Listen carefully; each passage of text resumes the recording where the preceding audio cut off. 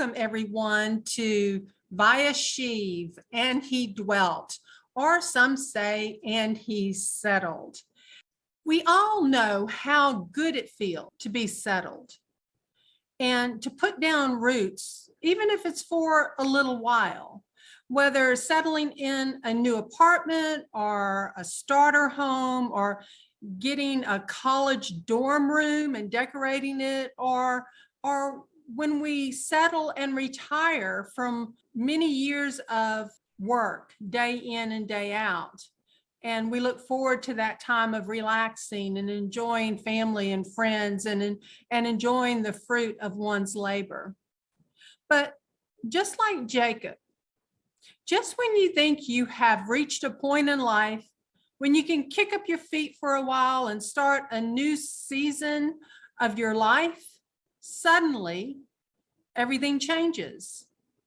Illness may come, divorce, death, strife, mandates, accidents, so forth, destroy our peaceful environments.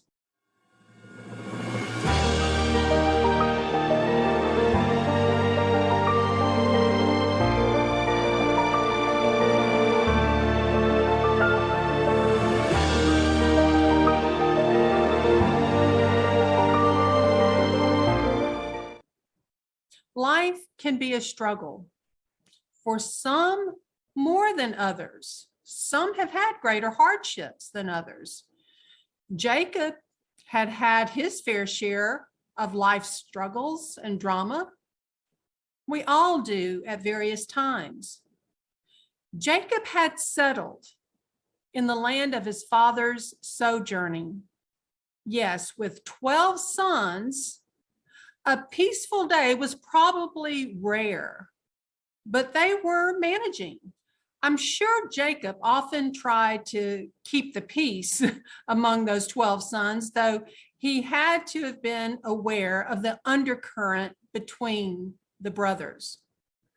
He knew his sons pushed the limits of obedience, even from the days when Dinah was defiled, to the recent report we're going to read about, the recent evil report that came through Joseph on some of his brothers. Then comes the day Jacob sends Joseph to check on his brothers.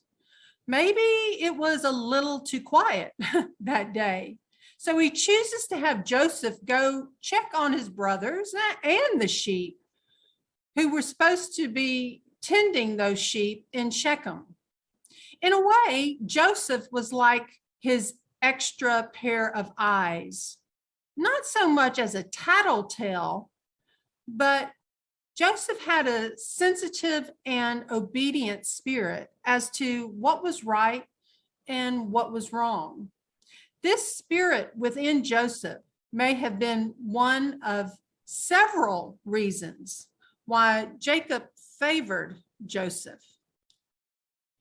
In Genesis 37, it begins by stating Jacob and his family had traversed the lands of his fathers. We read, and Jacob dwelt in the land of his father's sojournings, in the land of Canaan.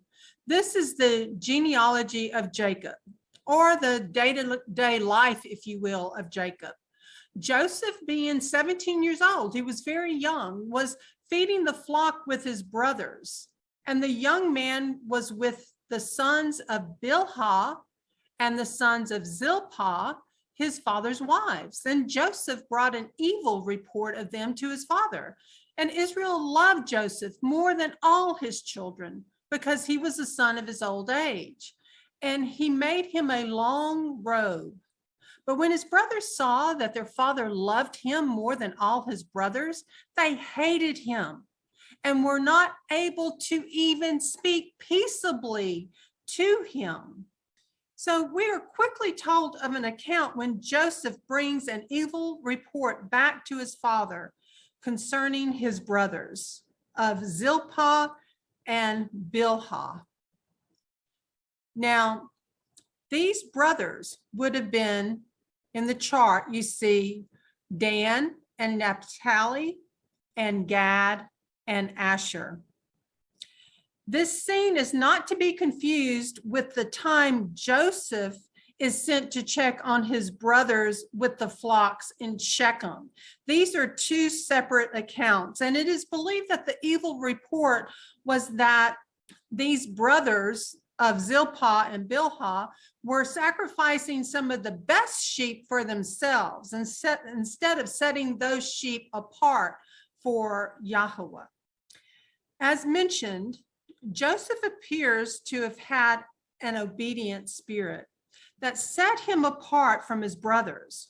We know that faith in Elohim is more than believing he exists, much more. It is living that love for Yahweh in our everyday actions, our everyday words, and our everyday deeds that reflect a dedicated commitment to honor his ways and not the ways of the world. In addition to Joseph being the first son of Rachel, the love of Jacob's life, it was this set apart spirit in Joseph that made him stand out and also made him a target. His brothers may have felt he may have even used their shortcomings to elevate himself to favoritism with his father. So there was great strife there. There was great tension there. Regardless of motives, Jacob did love Joseph more than all his children. The scripture states the reason was that he was the son of his old age. But of course, so was Benjamin. Showing obvious favoritism is not a good thing, and it needs to be tempered with balance. And honestly, I do believe that Jacob attempted to keep the peace between the brothers. So you may try your best, and we've all been there. We get into relationships where we really try our best, but we know that we cannot make people nor family members love us or get them to love one another. Sadly, when we have done all that we can do, sometimes the only solution is to love some friends and family members long distance. Why? Because there's jealousy, there's envy, and there's strife.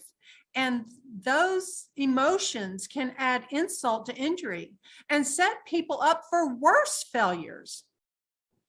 Some things only Elohim can work out in a person's life. So honestly, sometimes we must let go and let Yah deal with those situations. And Joseph dreamed a dream and told it to his brothers. So they hated him even more. And he said to them, please listen to this dream, which I have dreamed. See, we were binding sheaves in the midst of the field. And see, my sheaf rose up and also stood up. And see, your sheaves stood all around and bowed down to my sheaf.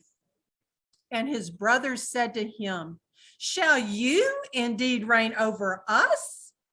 Shall you indeed rule over us? So they hated him even more for his dreams and for his words. The dream of the sheaves were obviously prophetic. Yahweh was revealing something very special to Joseph through this dream. And in Joseph's naive excitement, he shares the dream with his brothers. I mean, we have to keep in mind, Joseph was 17 years old. He was not mature enough to understand how some things revealed by Yahweh should be guarded in one's heart and not immediately shared. From the brothers' point of view, this added insult to injury, fueled the fire, if you will, and they hated him all the more. We will see the dream's prophetic fulfillment in Genesis 42, verse 6, where we read, And Joseph was the governor over the land. He was the one who sold to all the people of the land. And Joseph's brothers came and bowed down before him with their faces to the earth. We know Joseph was a type and shadow of Yahusha. Yahusha, of course, is the original, and Joseph was our shadow picture. In Yahusha's first coming, he came as Messiah ben Joseph, as a servant to mankind. And upon his return, behold, he is coming, he will be known as Messiah ben David, the victorious warrior king. In this first dream, Yahweh was revealing to Joseph how he would use him as an instrument to not only save mankind, but to save Israel from starvation. Joseph was given wisdom and the ability to interpret dreams. Later, this prophecy all unfolds when he properly stewards the grain during the 7 years of plenty and the 7 years of famine. Likewise, Yahusha came as the manna, the bread from heaven, and he is the Savior that provides the spiritual bread of eternal life. And he dreamed still another dream and related it to his brothers and said, see, I have dreamed another dream. And see, the sun and the moon and the 11 stars bow down to me. And he related it to his father and his brothers. And his father rebuked him and said to him, what is this dream that you have dreamed? Shall we, your mother and I, your brothers, indeed come to bow down to the earth before you? And his brothers envied him, but his father guarded the word. So right there, in a way, Jacob was tempering the situation and rebuked Joseph. But in his heart, he guarded the word spoken by Joseph. But if anyone knew his sons, he did. And he knew what could irritate the relationships between them. So Joseph's second dream is also prophetic. The promised royal seed is beginning to germinate as it is passed from generation to generation. Israel, the church, or better called the ecclesia, born from above by grace through faith in the promise given to Abraham, is birthed in Genesis 32:28, when Jacob's name is changed from Jacob to Israel.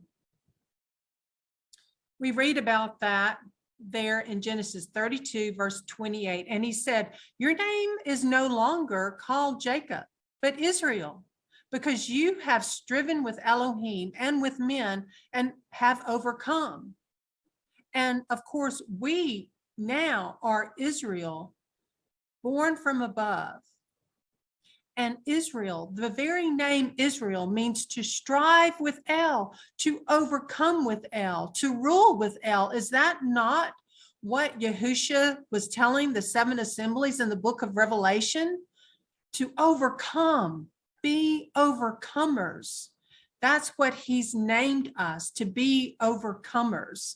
So Joseph's dreams were building on Yahweh's promise of the one new man, Israel, born from above, with Yahusha as the head and we as the body.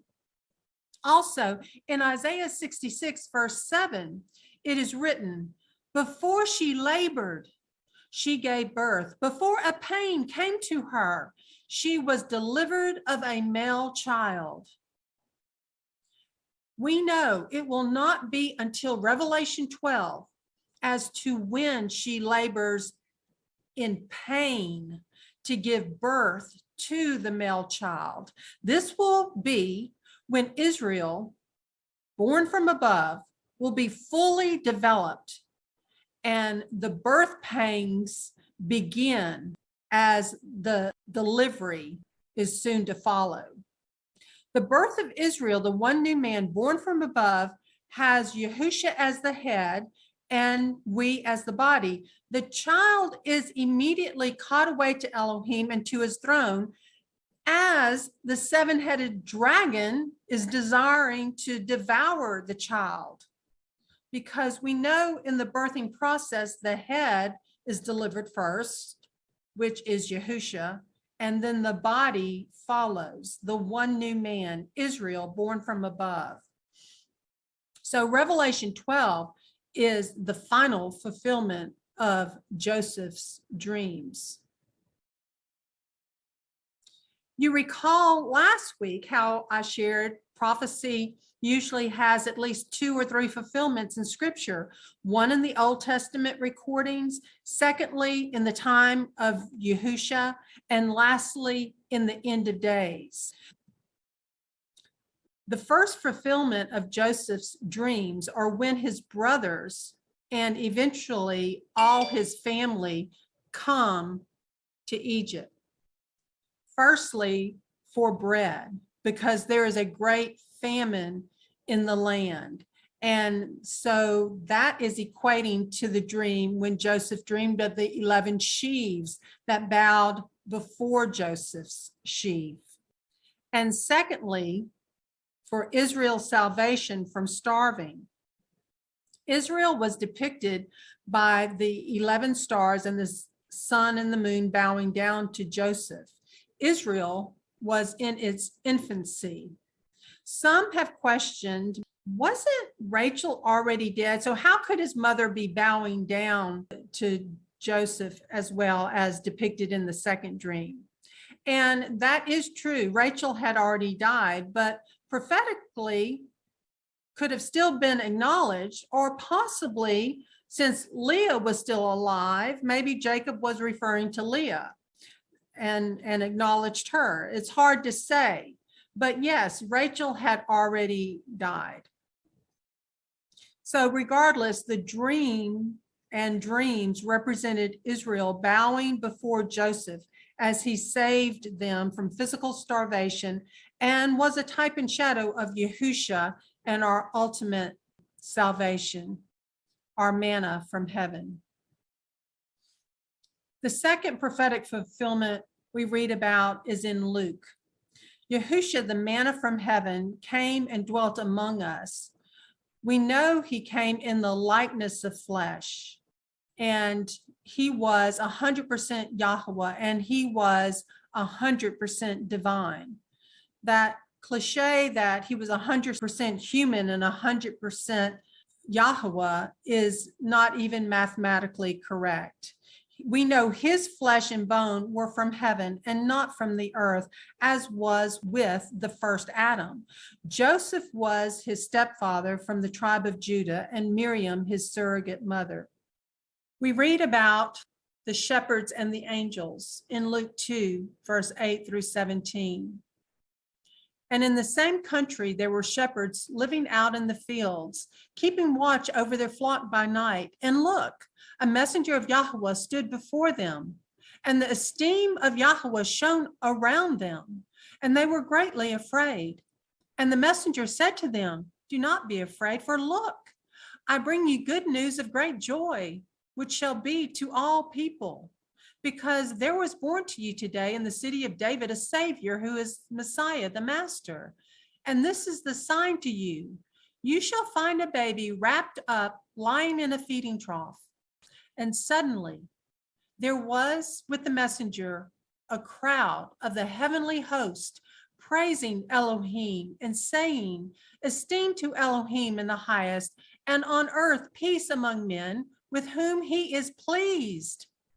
And it came to be, when the messengers had gone away from them into the heaven, that the shepherds said to each other, "Indeed, let us go to Bethlehem and see this matter that has taken place, which the Master has made known to us." And they came in haste and found Miriam and Joseph and the baby lying in a feeding trough. And having seen, they made known the matter which was spoken to them concerning the child. The second prophetic fulfillment we read about is in this chapter of Luke. Yahusha, the manna from heaven, came and dwelt among them and us. We know he came in the likeness of flesh because, as I shared, he was 100% Yahweh. He was 100% divine. So in this account, all creation rejoiced with the heavenly host praising Elohim. And Yahweh's esteem was just shining bright all around them. Now, there's a very important teaching about the origin of the flesh of Messiah that Matthew Nolan did with Torah to the Tribes. And I took an excerpt of that, and I will leave a link to that excerpt in the description section below. But also I'll leave a link to the original teaching that was embedded in Hebrews Hebraically chapter 2. Because like I shared, though many of us repeat the cliche that Yahusha was 100% man and 100% God, that, like I shared, is not even mathematically correct. Yahusha's stepfather was Joseph, and his surrogate mother was Miriam. But Yahusha's flesh and bone were from heaven.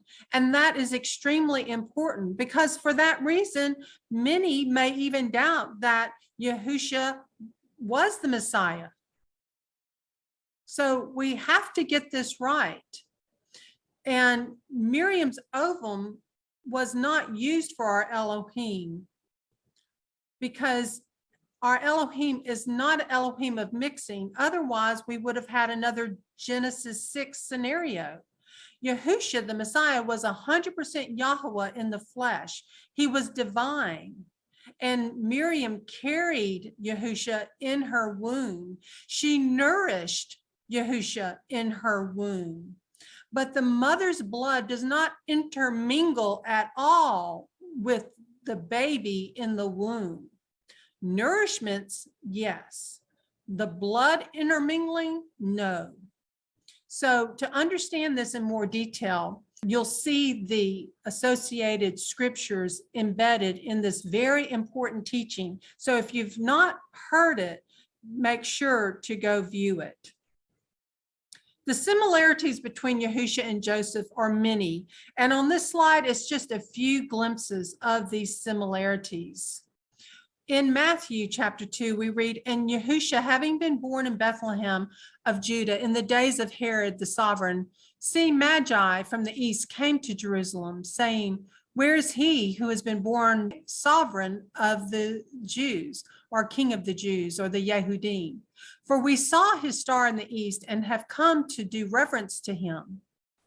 And then skipping down to verse 6, but you, Bethlehem, in the land of Judah, you are by no means least among the rulers of Judah, for out of you shall come a ruler who shall shepherd my people Israel. And in Isaiah 7:14, therefore Yahweh himself gives you a sign.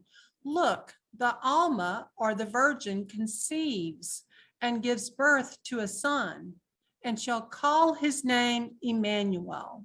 That means Elohim with us. He came to dwell. He came to settle.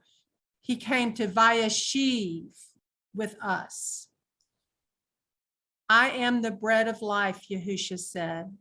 He that cometh to me shall never hunger, and he that believeth on me shall never thirst. And in Colossians 1:18, and he is the head of the body, the assembly, who is the beginning, the firstborn from the dead, that he might become the one who is first in all. Matthew 26:15, and said unto them, what will you give me? And I will deliver him unto you. And they covenanted with him for 30 pieces of silver. And in Matthew 27:35, just as they stripped Joseph of his garment, so was Yahusha stripped of his garment, but it was not torn. Matthew 27:35, and having impaled him, they divided my garments among them, and for my clothing they cast lots. Micah's prophecy in Micah chapter 5 was fulfilled. But you, Bethlehem, Ephratah, you who were little among the clans of Judah, out of you shall come forth to me the one to become ruler in Israel, and his comings forth are of old, from everlasting. Therefore he shall give them up until the time that she who is in labor has given birth, and the remnant of his brothers return to the children of Israel. And he shall stand and shepherd in the strength of Yahweh, in the excellency of the name of Yahweh, his Elohim, and they shall dwell. For at that time he shall be great to the ends of the earth. More types and antitypes are revealed in the following slide. We see the comparison between Joseph and Yahusha.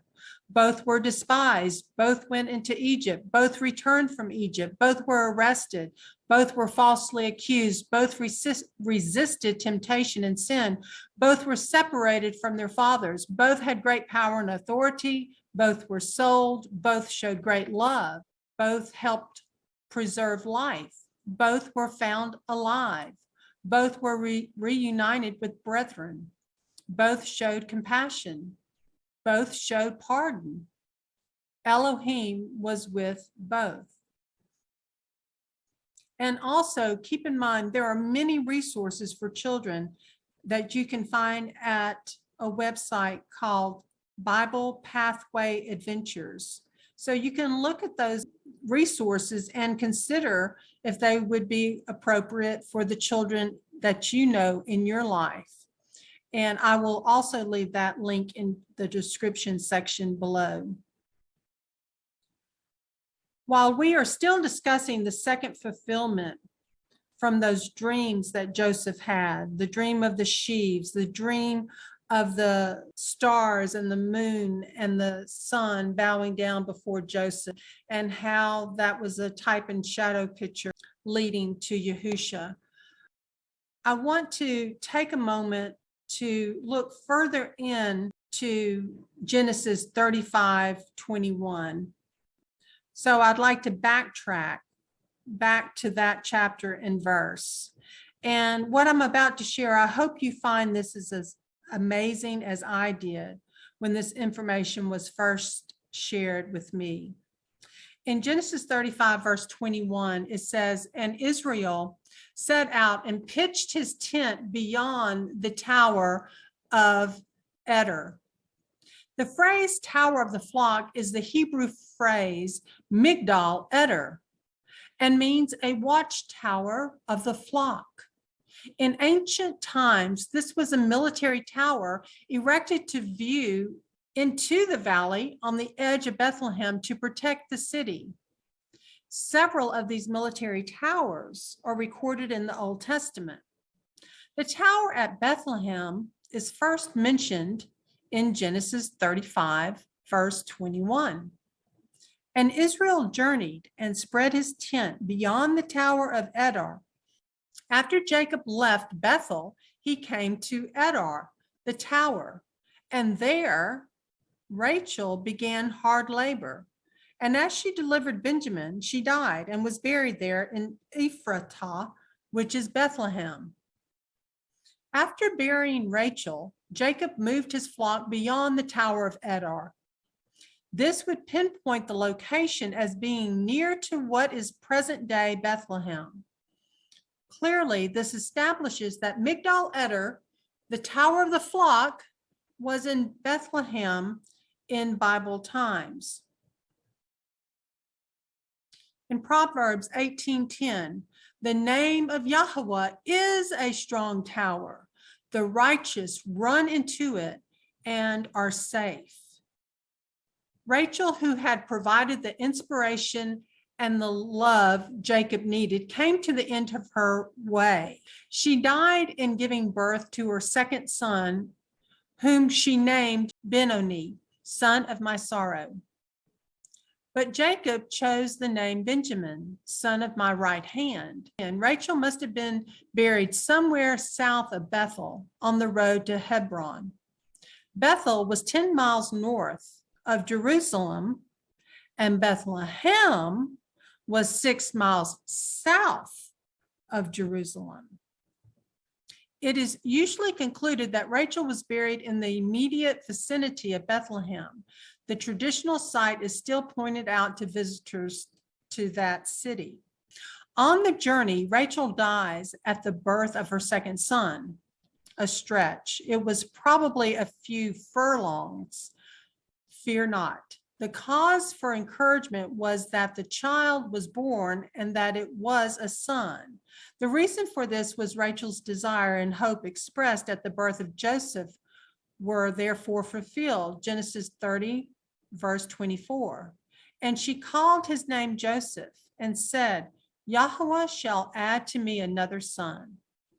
When her soul was departing, this does not express annihilation, but merely change of place. This is the same way a believer should feel about going home to be with Yahuwah, a change of place, or a change, we could say, of dwelling, a place to settle.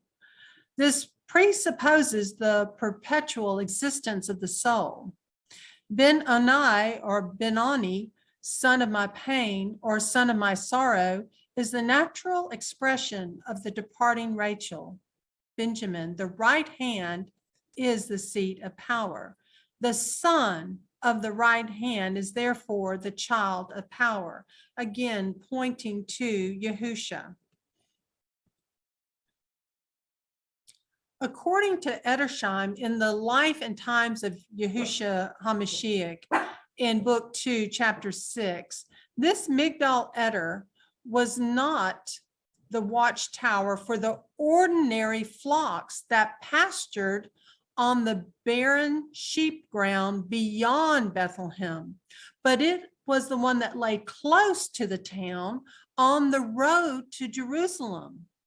First, we know that Migdal Eder was the watchtower that guarded the temple flocks, those who were being raised to serve as sacrificial animals in the temple. These were not just any flock and herd. The shepherds who kept them were men who were specifically trained for this royal task. They were educated in what an animal that was to be sacrificed had to be, and it was their job to make sure that none of the animals were hurt, damaged, or blemished. Micah 4:8, and thou, O tower of the flock, the stronghold of the daughter of Zion, unto thee it come. Even the first dominion, the kingdom, shall come to the daughter of Jerusalem. So the town of Bethlehem can be seen in the background. Migdal Eder is to the left of the valley, in the center on the high hill. This is the place of his first dominion. In another excerpt, it reads, suddenly, a great company of the heavenly host appeared with the angel, praising Elohim and saying, glory to Elohim in the highest heaven, and on earth peace to those on whom his favor rests. When the angels had left them and gone into heaven, the shepherds said to one another, let's go to Bethlehem and see this thing that has happened, which Yahuwah has told us about. They were in the hills outside of Bethlehem, but they went back to Migdal Eder, the tower of the flock. How did they know to go there? He could have been anywhere in Bethlehem.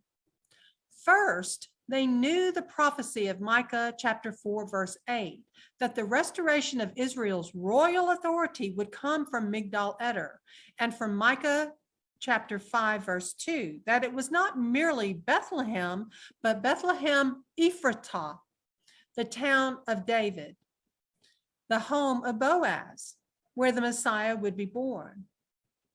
Did every Jew know this?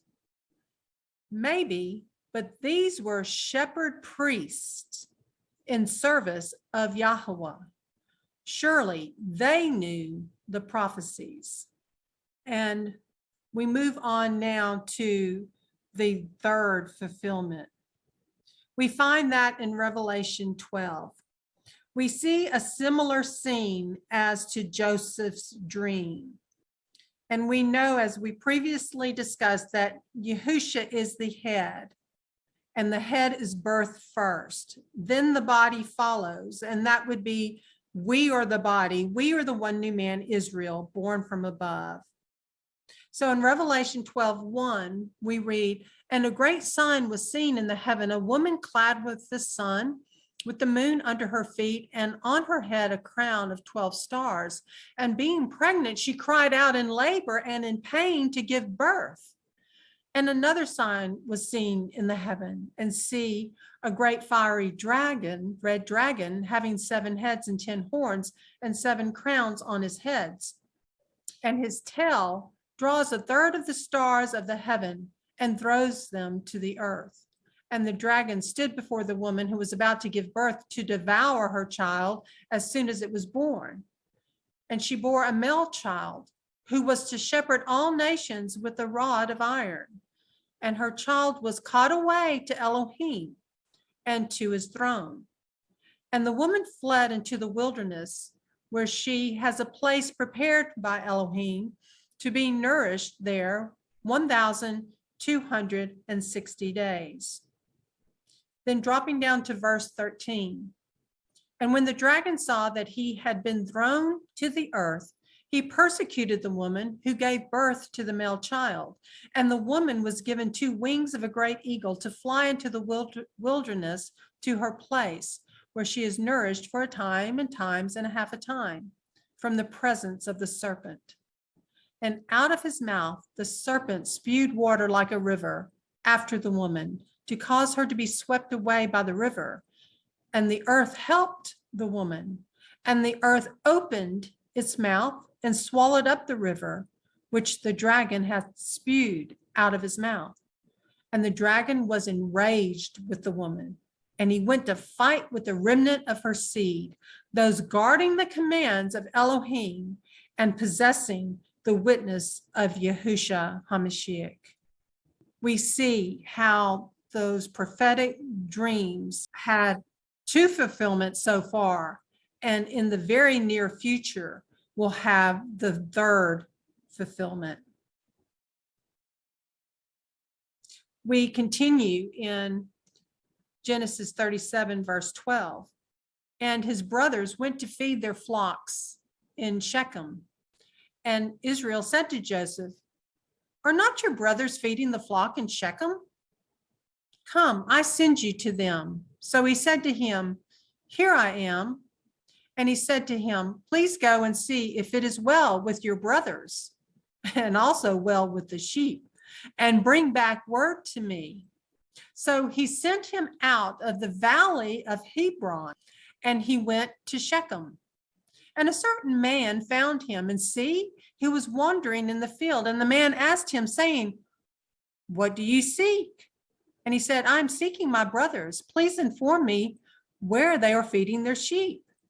And the man said, they have left here, for I heard them say, let us go towards Dothan. So Joseph went after his brothers and found them in Dothan. So he was leaving the area of the valley of Hebron, and that is marked on the map there. And we recall that Abraham purchased both the field and the cave of Machpelah near Mamre. There is buried Sarah. Later, Abraham was also buried there, and Isaac, Rebekah, Jacob, and Leah were buried there. The land around Hebron was part of the allotment Joshua gave to Caleb. This is just a little bit of history behind Hebron. The valley of Eshcol, where the large grapes were brought back from, is located there. Hebron was also a city of refuge at one point, and Hebron became the capital of Judah, where David first ruled for 7.5 years.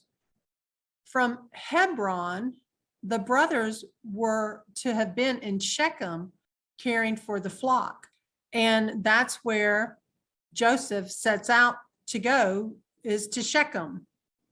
Now, Shechem, of course, has a lot of history as well. The Bible mentions Shechem as the first city to which Abram came in Genesis 12, verse 6. Here, Abram built an altar to Yahuwah.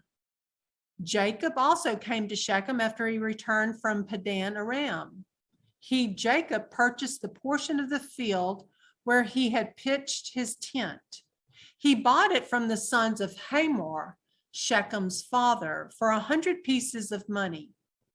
There he set up an altar and called it "The God of Israel is God," or it could be read, "The Elohim of Israel is Elohim." While Jacob's family lived in Shechem, we recall Jacob's daughter, Dinah, was raped by a man named Shechem, the son of the ruler, Hamor.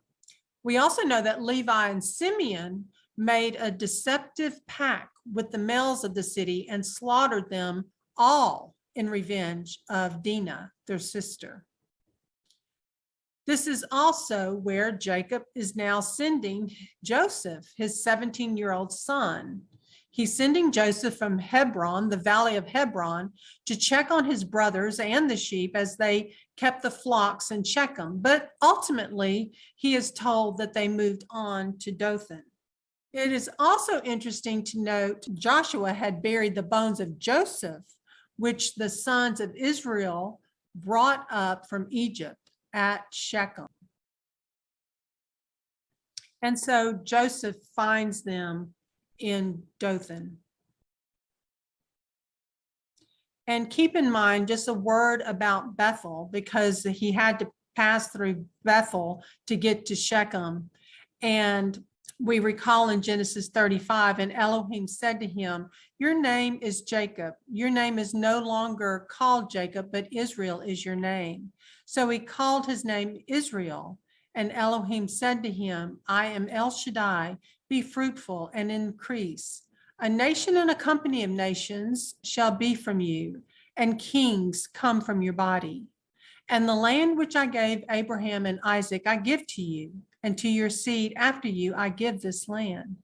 And Elohim went up from him in the place where he had spoken with him. And Jacob set up a standing column in the place where he had spoken with him, a monument of stone. And he poured a drink offering on it, and he poured oil on it. And Jacob called the name of the place where Elohim spoke with him, Bethel. Now, where Joseph finally finds his brother is in Dothan, and Dothan means two wells. It's a famous pasture ground where Joseph found his brethren watching their flocks. Here, at the suggestion of Judah, they sold him to the Ishmaelite merchants. It is mentioned on monuments in BC 1600. It was the residence of Elisha in 2 Kings chapter 6, verse 13, and the scene of a remarkable vision of chariots and horses of fire surrounding the mountain on which the city stood. It is identified with the modern Tel Dothan on the south side of the plain of Jezreel, about 12 miles north of Samaria, among the hills of Gilboa. The two wells are still in existence, one of which bears the name of the pit of Joseph.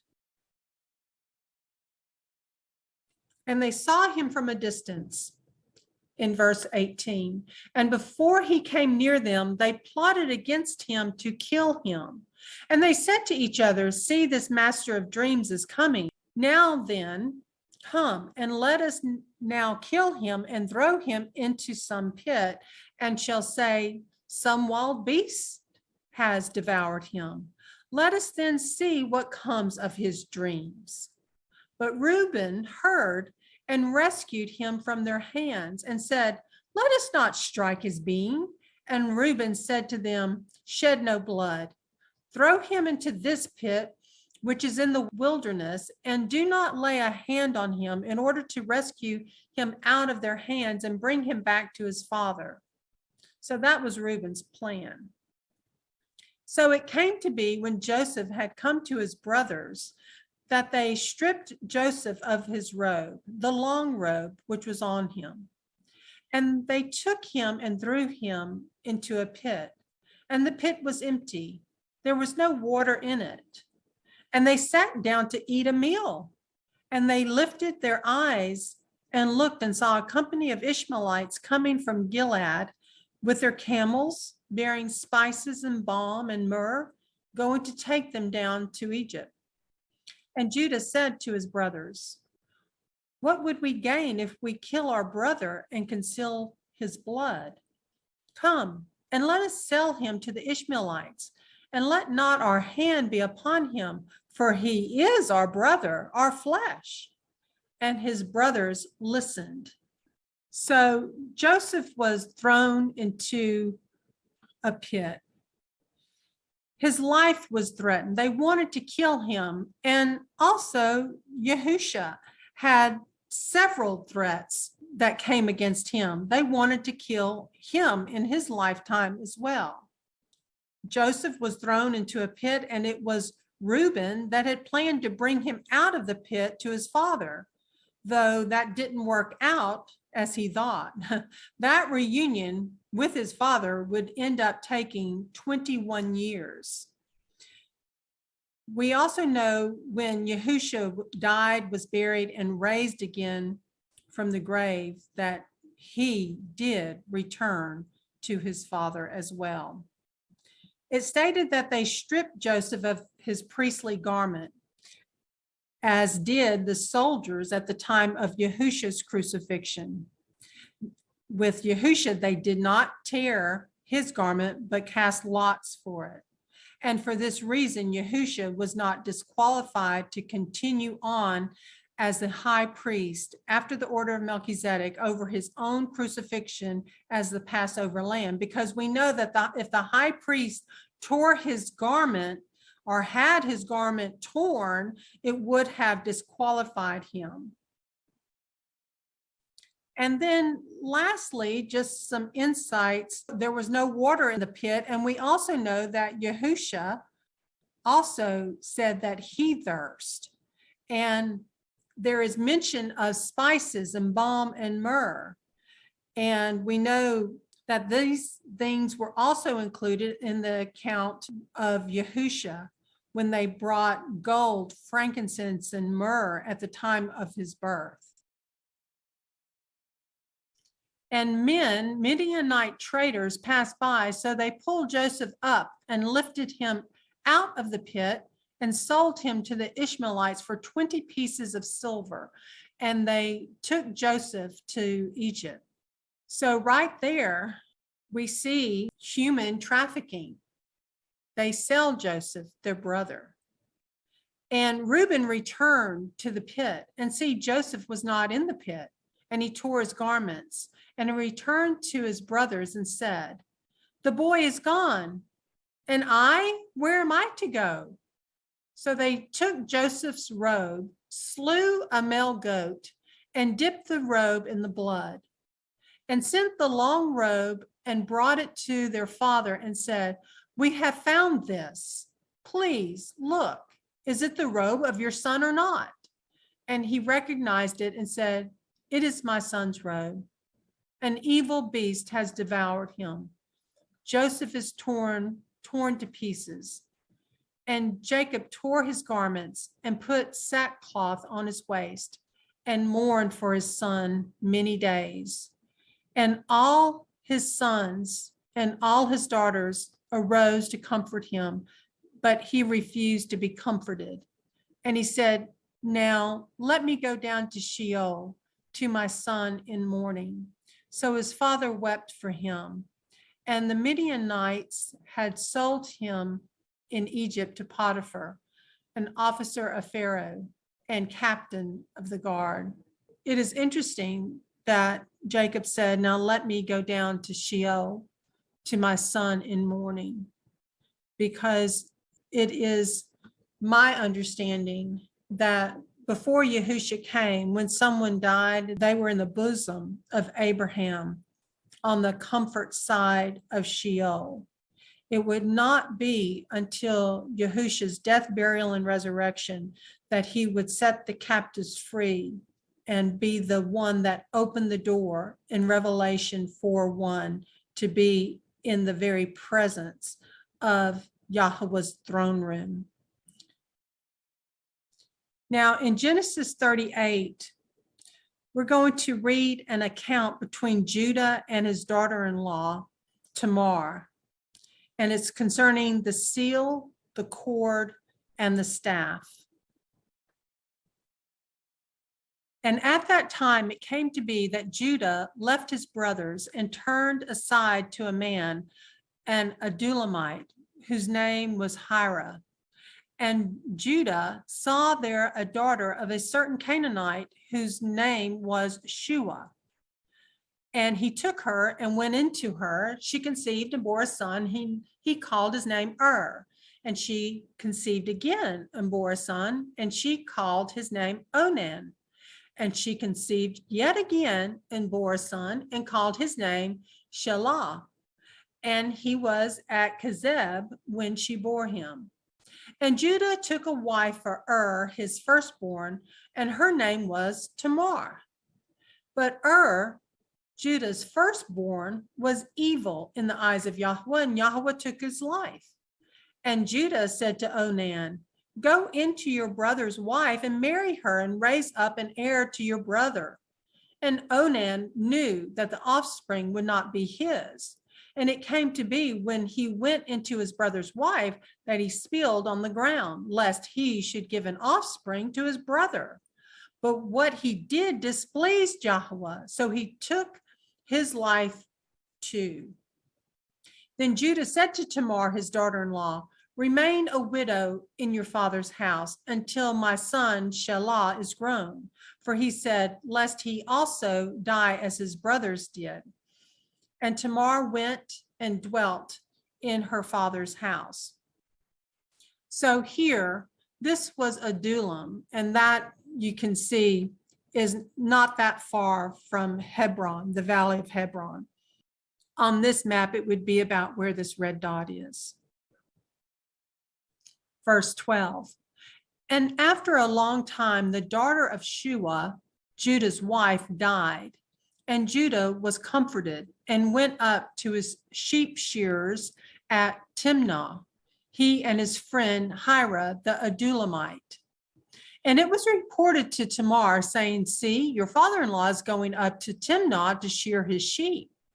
And she took off her widow's garments and covered herself with a veil and wrapped herself and sat at the entrance to Enaim, which was on the way to Timnah.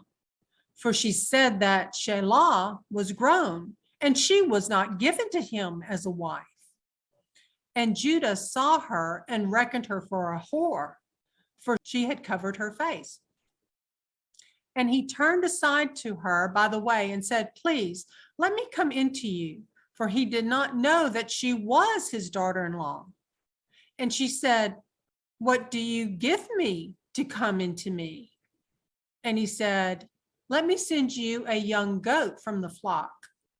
And she said, do you give me a pledge until you send it? So he said, what pledge should I give you? And she said, your seal and your cord and your staff that is in your hand. And he gave them to her and went into her, and she conceived by him.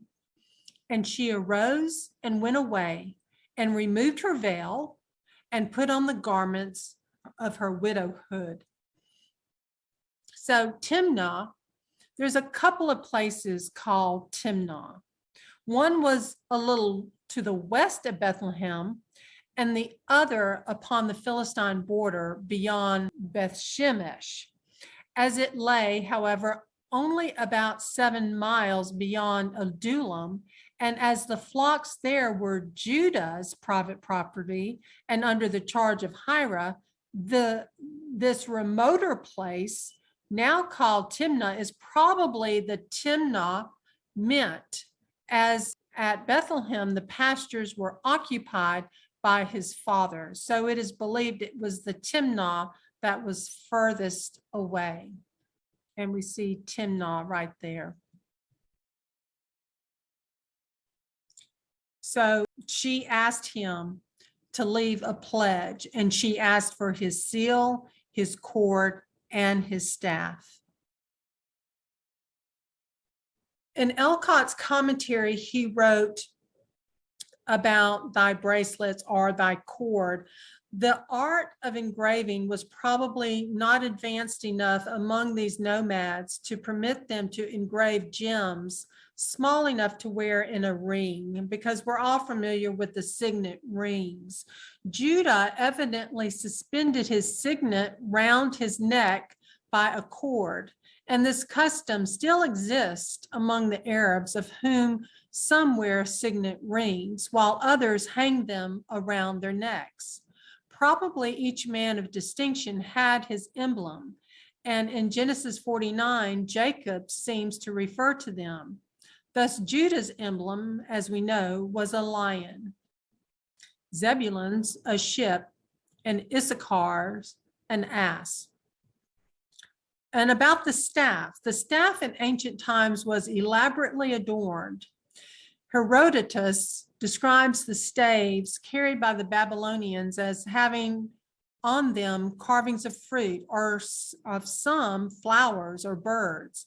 And Homer perpetually makes mention of the scepters, that is, walking sticks of the kings, as carved so magnificently as to be worthy of being ascribed to Hephaestus and handed down as emblems of authority from father to son. It is from these staves that the scepters of kings and the batons of field marshals are derived. So we have here a seal is a signature ring. It's a seal or a signet, their way of signing, such as a document or a decree, or even sealing a tomb. A cord is defined as twine. It's bound. It's a bracelet. It's like lace. It's a line. It's a rib band. It's thread. It's wire.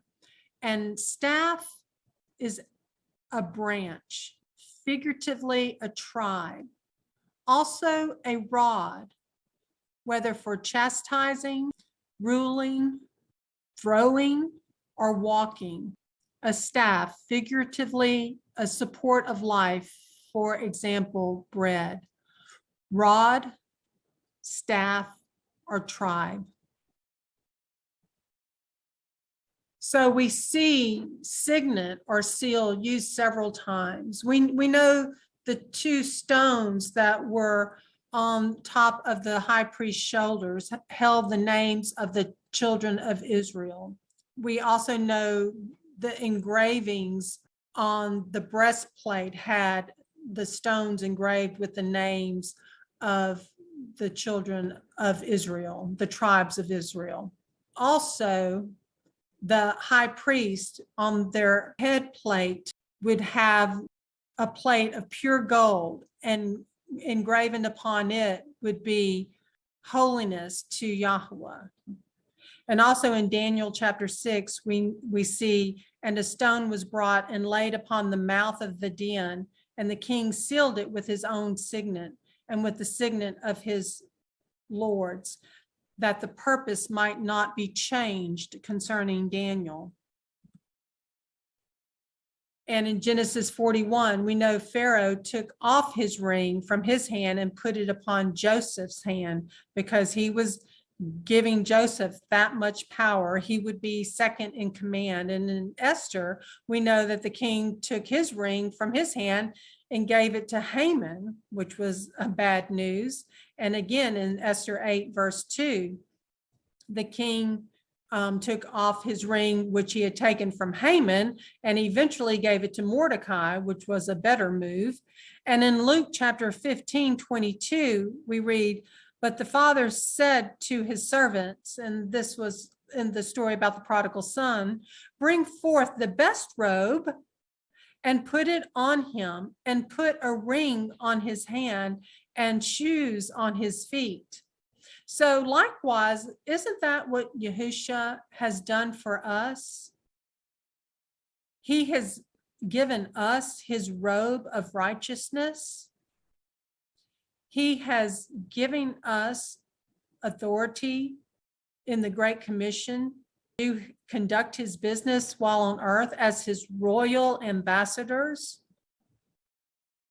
The seal was a means of validating a decree or a document, as I mentioned earlier. Kings and fathers could give others authority to conduct business in their name by providing them with their seal.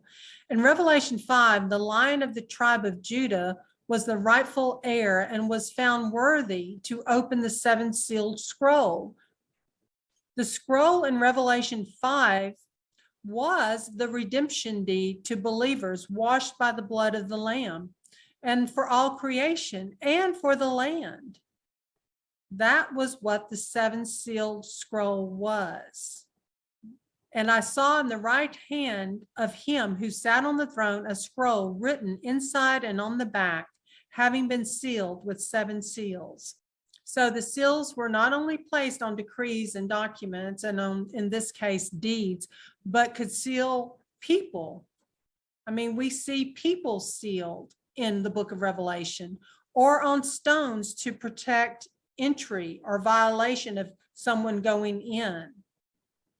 We read about the 144,000 of Israel sealed in Revelation 7. And after this, I saw four messengers standing at the four corners of the earth, holding the four winds of the earth, that the wind should not blow on the earth, nor on the sea, nor on any tree. And I saw another messenger coming up from the rising of the sun, holding the seal of the living Elohim. And he cried with a loud voice to the four messengers, to whom it was given to harm the earth and the sea, saying, do not harm the earth, nor the sea, nor the trees, until we have sealed the servants of our Elohim upon their foreheads. And I heard the number of those who were sealed, 144,000, sealed out of all the tribes of the children of Israel. The cord is twine. It's defined as bound. It's defined as bracelet. It's defined as lace. It's defined as line. It's defined as ribband, thread, or wire. In Ezekiel 16, we read, as for your birth, on the day you were born, your navel cord or umbilical cord was not cut, nor were you washed in water for cleansing, and you were not rubbed with salt at all, nor wrapped in cloth at all.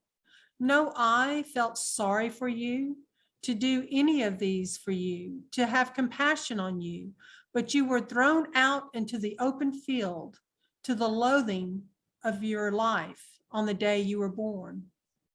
Then I passed by you and saw you trampled down in your blood, and I said to you in your blood, live. And I said to you in your blood, live. I have let you grow like a plant in the field, and you are grown and are great. And you come in the finest ornaments. Breasts were formed, and your hair grew, and you were naked and bare. Again, I passed by you and looked upon you and saw that your time was the time of carnal love. And I spread my skirt over you and covered your nakedness. And I swore an oath to you and entered into a covenant with you. And you became mine, declares the Master Yahuwah. And I washed you in water, and I washed off your blood, and I anointed you with oil. And I dressed you in embroidered work, and gave you sandals of leather, just as we read in the account of the prodigal son. And I wrapped you in fine linen, and covered you with silk. He has given us linen garments of white, spotless garments. And I adorn you with ornaments, and I put bracelets on your wrist and a chain on your neck.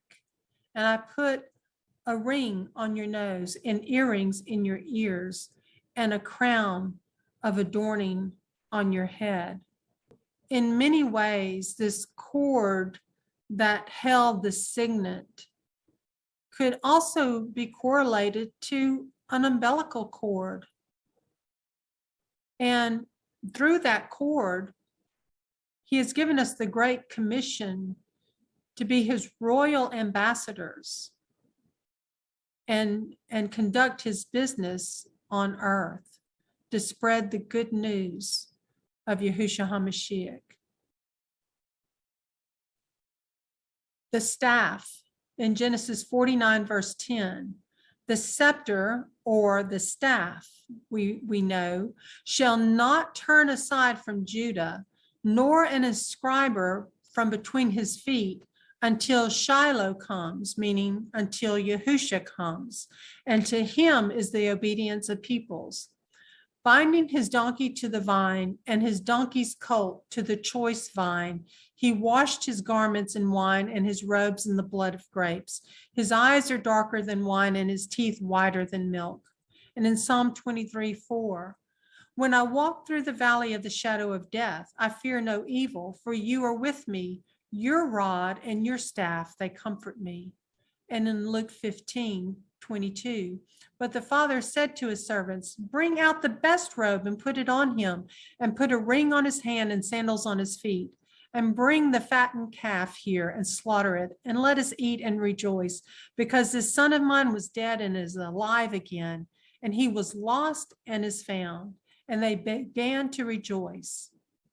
In Isaiah 4, verse 2, in that day, the branch, which is also part of a definition of a staff, in that day, the branch of Yahweh shall be splendid and esteemed, and the fruit of the earth shall be excellent and comely for the escaped ones of Israel.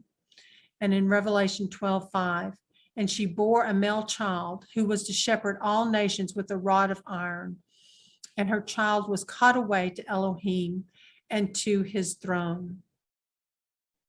And Judah sent the young goat by the hand of his friend the Adullamite. He was making good on the promise he had made her to receive his pledge from the woman's hand, but he did not find her.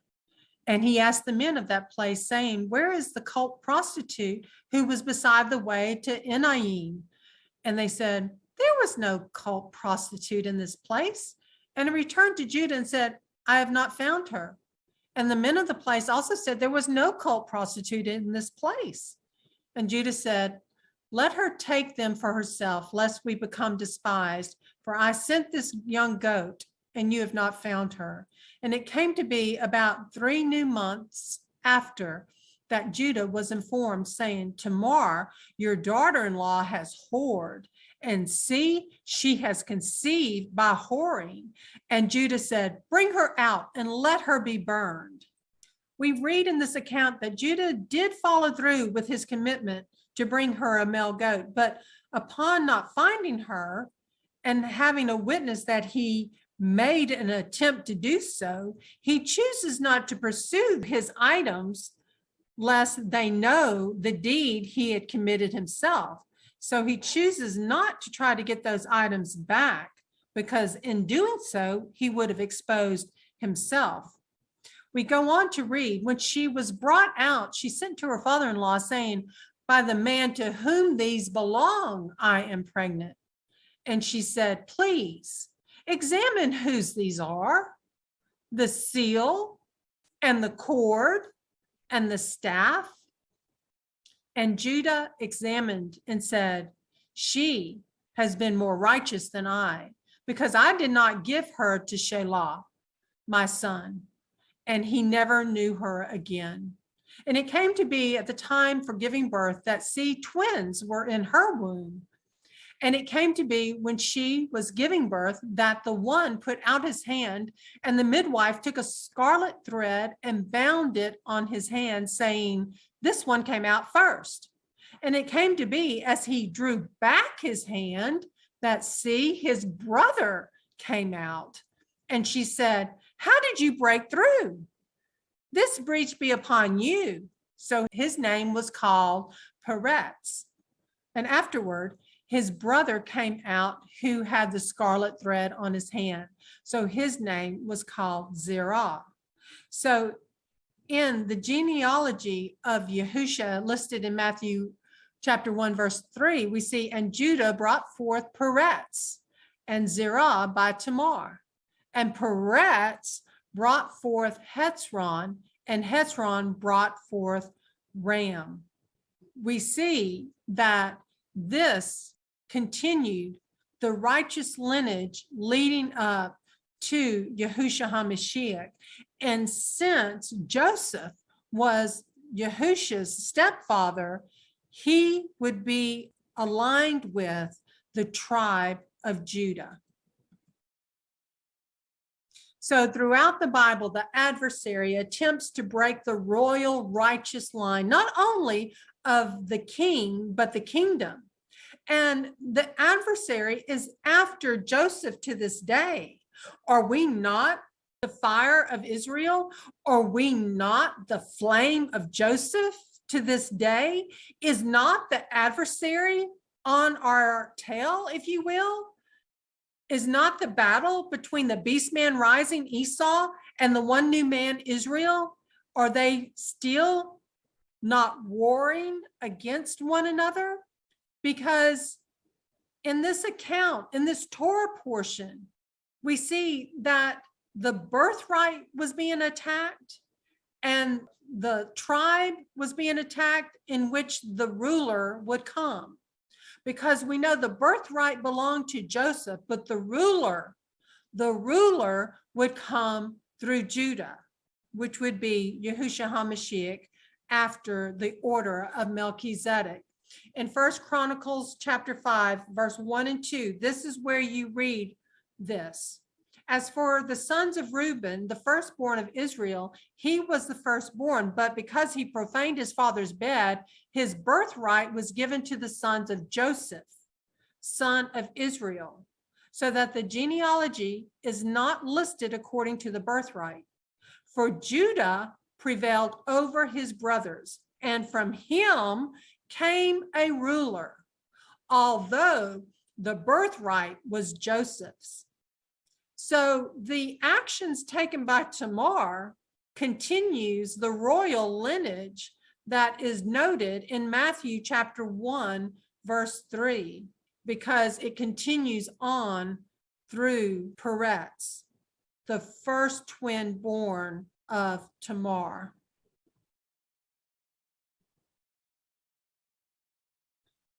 And that's just in those first 3 verses. This is how far we have traveled to date.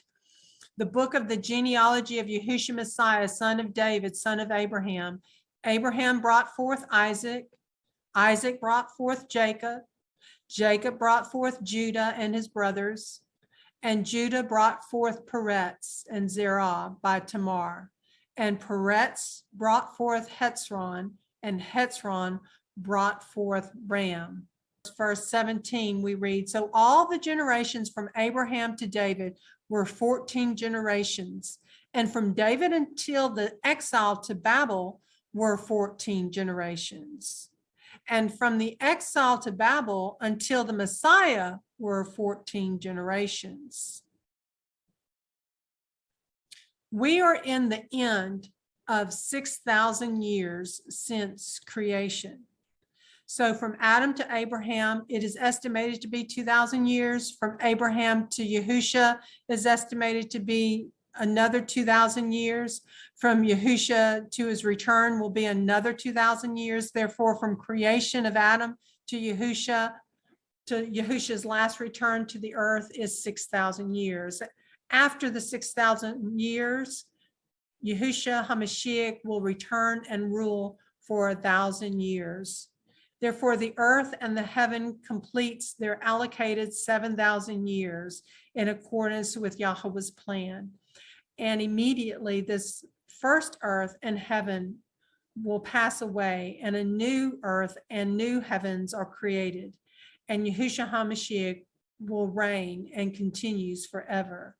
Revelation 21:1. And I saw a new heaven and a new earth, for the first heaven and the first earth was passed away, and there was no more sea.